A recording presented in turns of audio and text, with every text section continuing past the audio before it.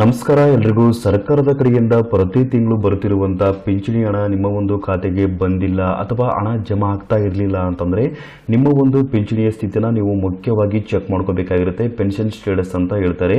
ಯಾಕೆ ಈ ಒಂದು ಸ್ಥಿತಿನ ಚೆಕ್ ಮಾಡ್ಕೋಬೇಕು ಅಂತ ಕೇಳಿದ್ರೆ, ನಿಮ್ಮ ಒಂದು ಖಾತೆಗೆ ಪ್ರತಿ ತಿಂಗಳು ಹಣ ಜಮಾ ಆಗಬೇಕಾಗಿತ್ತು ಅಂತಂದ್ರೆ ನಿಮ್ಮ ಒಂದು ಪಿಂಚಣಿಯ ಸ್ಥಿತಿ ಆಕ್ಟಿವ್ ಅಥವಾ ಚಾಲ್ತಿಯಲ್ಲೇ ಇರಬೇಕಾಗಿರುತ್ತೆ.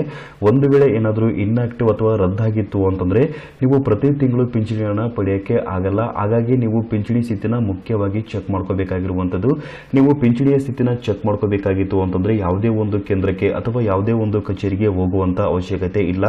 ನಿಮ್ಮ ಒಂದು ಫೋನಿನ ಮುಖಾಂತರ ಯಾವ ರೀತಿಯಾಗಿ ಪಿಂಚಣಿಯ ಸ್ಥಿತಿನ ಚೆಕ್ ಮಾಡ್ಕೋಬೇಕು ಅಂತ ಇವತ್ತಿನ ವಿಡಿಯೋದಲ್ಲಿ ನಿಮಗೆ ಮಾಹಿತಿನ ತಿಳಿಸ್ಕೊಡ್ತಾ ಇದ್ದೀನಿ. ಸೊ ಅದಕ್ಕಿಂತ ಮುಂಚೆ ತಮ್ಮಲ್ಲಿ ಒಂದು ಸಣ್ಣ ರಿಕ್ವೆಸ್ಟ್, ತಾವಿನ್ನವರೆಗೂ ನಮ್ಮ ಒಂದು ಚಾನಲ್ ನ ಸಬ್ಸ್ಕ್ರೈಬ್ ಮಾಡಿಲ್ಲ ಅಂತಂದ್ರೆ ದಯವಿಟ್ಟು ನಮ್ಮ ಒಂದು ಚಾನಲ್ ನ ಸಬ್ಸ್ಕ್ರೈಬ್ ಮಾಡಿ ಹಾಗೂ ಪಕ್ಕದಲ್ಲಿರುವಂತಹ ಬೆಲ್ ಐಕನ್ ಅನ್ನು ಕ್ಲಿಕ್ ಮಾಡಿ. GSP ಕ್ಲಾಸ್ ಚಾನಲ್ ಅನ್ನು ಸಬ್ಸ್ಕ್ರೈಬ್ ಮಾಡೋದ್ರಿಂದ ಸಾರ್ವಜನಿಕರಿಗೆ ಉಪಯುಕ್ತ ಆಗುವಂತಹ ಮಾಹಿತಿಗಳು ಹಾಗೂ ಕೇಂದ್ರ ಸರ್ಕಾರದ ಕಡೆಯಿಂದ ಮತ್ತು ರಾಜ್ಯ ಸರ್ಕಾರದ ಕಡೆಯಿಂದ ಸಿಗುವಂತಹ ಯೋಜನೆಗಳ ಮಾಹಿತಿಗಳನ್ನ ಕೂಡ ನಮ್ಮ ಒಂದು ಚಾನಲ್ ಇಂದ ನೀವು ಪಡೆಯಬಹುದಾಗಿರುತ್ತೆ. ಸೊ ಅದರಿಂದಾಗಿ ದಯವಿಟ್ಟು ನಮ್ಮ ಒಂದು ಚಾನಲ್ ನ ಸಬ್ಸ್ಕ್ರೈಬ್ ಮಾಡ್ಕೊಳ್ಳೋದು ಮಾತ್ರ ಮರಿಬೇಡಿ. ಸರ್ಕಾರದ ಕಡೆಯಿಂದ ಪ್ರತಿ ತಿಂಗಳು ಜಮಾ ಆಗ್ತಿರುವಂತಹ ಪಿಂಚಣಿ ಹಣ ನಿಮ್ಮ ಒಂದು ಖಾತೆಗೆ 2-3 ತಿಂಗಳಿಂದ ಅಥವಾ 3-4 ತಿಂಗಳಿಂದ ಜಮಾ ಆಗ್ತಿರ್ಲಿಲ್ಲ ಅಥವಾ ಹಣ ಬರ್ತಾ ಇರಲಿಲ್ಲ ಅಂತಂದ್ರೆ ನಿಮ್ಮ ಒಂದು ಪಿಂಚಣಿಯ ಸ್ಥಿತಿನ ನೀವು ಮುಖ್ಯವಾಗಿ ಚೆಕ್ ಮಾಡ್ಕೋಬೇಕಾಗಿರುತ್ತೆ.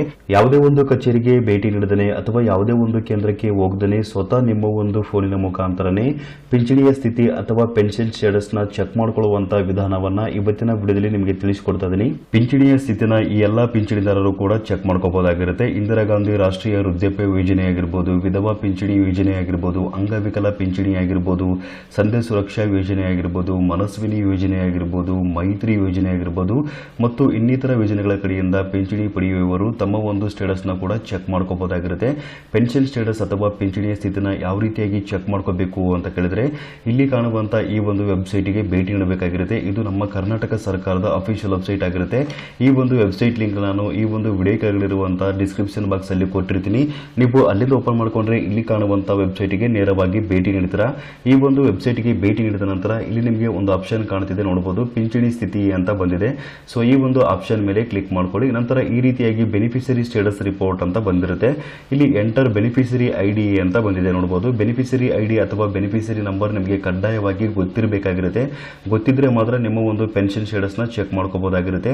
ಒಂದು ವೇಳೆ ಏನಾದರೂ ನಿಮ್ಮ ಹತ್ರ ಬೆನಿಫಿಷರಿ ನಂಬರ್ ಅಥವಾ ಬೆನಿಫಿಷರಿ ಐಡಿ ಇರಲಿಲ್ಲ ಅಂತಂದ್ರೆ ಯಾವ ರೀತಿಯಾಗಿ ಪಡೆಯಬೇಕು ಅಂತ ಮಾಹಿತಿನ ಕೂಡ ತಿಳಿಸಿಕೊಡ್ತಾ ಇದ್ದೀನಿ. ಮೊದಲದಾಗಿ ನಿಮ್ಮ ಒಂದು ಫೋನಿನ ಮುಖಾಂತರ ಗೂಗಲ್ ಸರ್ಚ್ ಬಾರ್ ನ ಓಪನ್ ಮಾಡ್ಕೊಳ್ಳಿ. ಈ ಒಂದು ಸರ್ಚ್ ಬಾರ್ ಅಲ್ಲಿ ನಾಡ ಕಚೇರಿ 5.0 ಲಾಗಿನ್ ಅಂತ ಸರ್ಚ್ ಮಾಡಿ. 5.0 ಲಾಗಿನ್ ಅಂತ ಸರ್ಚ್ ಮಾಡಿದ ನಂತರ ಇಲ್ಲಿ ಲಾಗಿನ್ ಪಬ್ಲಿಕ್ ಅಂತ ಬಂದಿದೆ, ನೋಡಬಹುದು. ಸೊ ಈ ಒಂದು ಆಪ್ಷನ್ ಮೇಲೆ ಕ್ಲಿಕ್ ಮಾಡ್ಕೊಳ್ಳಿ. ನಂತರ ಈ ರೀತಿಯಾಗಿ ನಾಡ ಕಚೇರಿ ಲಾಗಿನ್ ಪೇಜ್ ಕೂಡ ಓಪನ್ ಆಗುವಂತದ್ದು. ಇಲ್ಲಿ ನಿಮ್ಮ ಒಂದು ಮೊಬೈಲ್ ನಂಬರ್ ನ ಎಂಟರ್ ಮಾಡಬೇಕಾಗಿರುತ್ತೆ. ಮೊಬೈಲ್ ಸಂಖ್ಯೆ ಅಂತ ಬಂದಿದೆ, ನಿಮ್ಮ ಒಂದು ಮೊಬೈಲ್ ನಂಬರ್ ನ ಎಂಟರ್ ಮಾಡಿ.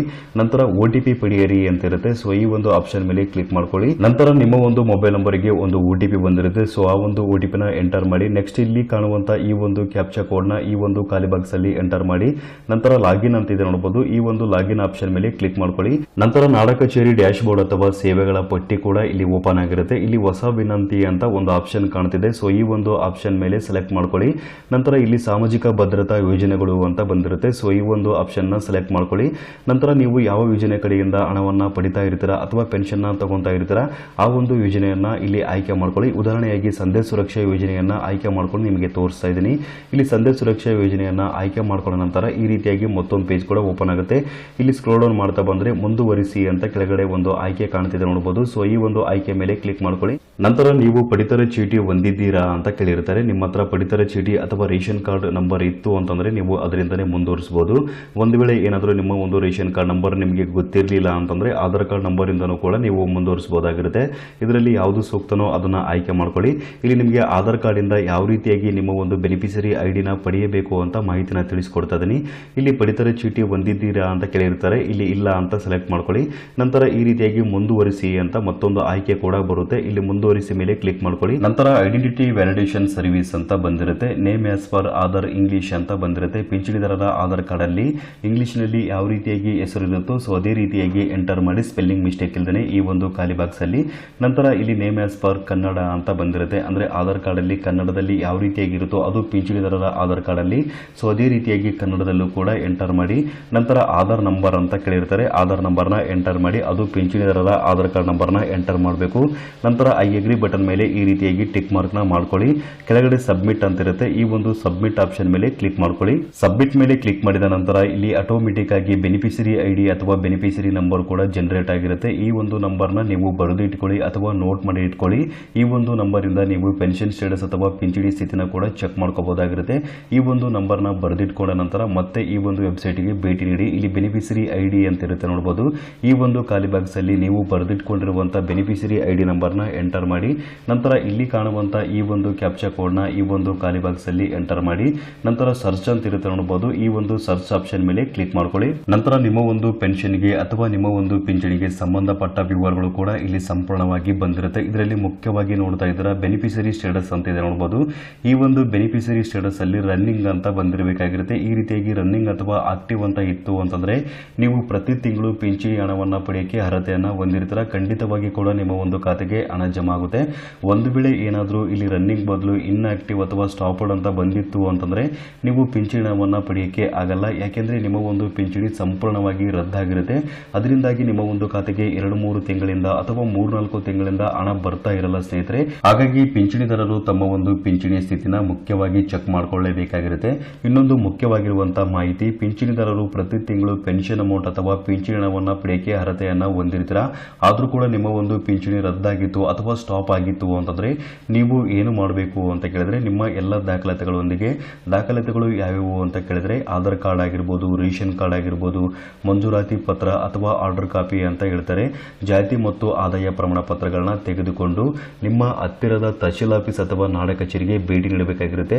ಪಿಂಚಣಿಗಳ ನಿರ್ದೇಶನಾಲಯ ಅಥವಾ ಸಾಮಾಜಿಕ ಭದ್ರತೆ ಇಲಾಖೆ ಅಂತ ಹೇಳ್ತಾರೆ, ಈ ಇಲಾಖೆಗಳಿಗೆ ಅಥವಾ ಈ ಕಚೇರಿಗಳಿಗೆ ಭೇಟಿ ನೀಡಿ ಅಲ್ಲಿ ನಿಮ್ಮ ಎಲ್ಲ ದಾಖಲಾತಿಗಳನ್ನ ಪರಿಶೀಲನೆ ಮಾಡಿಸಬೇಕಾಗಿರುತ್ತೆ. ನಿಮ್ಮ ಎಲ್ಲ ದಾಖಲಾತಿಗಳನ್ನ ಪರಿಶೀಲನೆ ಮಾಡಿದ ನಂತರ ನಿಮ್ಮ ಒಂದು ಅರ್ಜಿ ಅಥವಾ ನಿಮ್ಮ ಒಂದು ಪೆನ್ಷನ್ ಕೂಡ ಮತ್ತೆ ಆಕ್ಟಿವ್ ಆಗುವಂಥದ್ದು, ಅಂದರೆ ಚಾಲ್ತಿಗೆ ಬರುವಂಥದ್ದು. ಚಾಲ್ತಿಗೆ ಬಂತು ಅಂತಂದ್ರೆ ನೀವು ಪ್ರತಿ ತಿಂಗಳು ಹಣವನ್ನ ಕೂಡ ಪಡೆಯಬಹುದಾಗಿರುತ್ತೆ. ನೀವು ಪಿಂಚಣಿ ಹಣವನ್ನ ಪಡೆಯಕ್ಕೆ ಅರ್ಹತೆಯನ್ನ ಹೊಂದಿದ್ರಿ ಅಂತಂದ್ರೆ ಖಂಡಿತವಾಗ್ಲೂ ಕೂಡ ನೀವು ಪ್ರತಿ ತಿಂಗಳು ಪಿಂಚಣಿ ಹಣವನ್ನ ಪಡೆಯಬಹುದಾಗಿರುತ್ತೆ. ಅಧಿಕಾರಿಗಳ ಕಡೆಯಿಂದ ಅನುಮೋದನೆ ಕೂಡ ಸಿಗುವಂಥದ್ದು. ಸೊ ಈ ಒಂದು ಮಾಹಿತಿ ಎಲ್ರಿಗೂ ತಿಳಿದಿರಲಿ ಅಂತ ನಾನು ಇವತ್ತಿನ ವಿಡಿಯೋದ ಮೂಲಕ ನಿಮಗೆ ಮಾಹಿತಿನ ತಿಳಿಸ್ಕೊಟ್ಟಿದ್ದೀನಿ. ಸೊ ಈ ಒಂದು ಮಾಹಿತಿ ನಿಮಗೆ ಇಷ್ಟವಾಗಿತ್ತು ಅಂತಂದ್ರೆ ಮಾಹಿತಿ ಅಥವಾ ವಿಡಿಯೋಕ್ಕೊಂದು ತಪ್ಪದೆ ಲೈಕ್ ಮಾಡಿ ಹಾಗೂ ಎಲ್ಲರಿಗೂ ಈ ವಿಡಿಯೋನ ಶೇರ್ ಮಾಡಿ. ಸಬ್ಸ್ಕ್ರೈಬ್ ಮಾಡೋದು ಮಾತ್ರ ಮರಿಬೇಡಿ. ವಿಡಿಯೋ ನೋಡಿದ್ದಕ್ಕಾಗಿ ನಿಮಗೆ ತುಂಬಾ ಧನ್ಯವಾದಗಳು.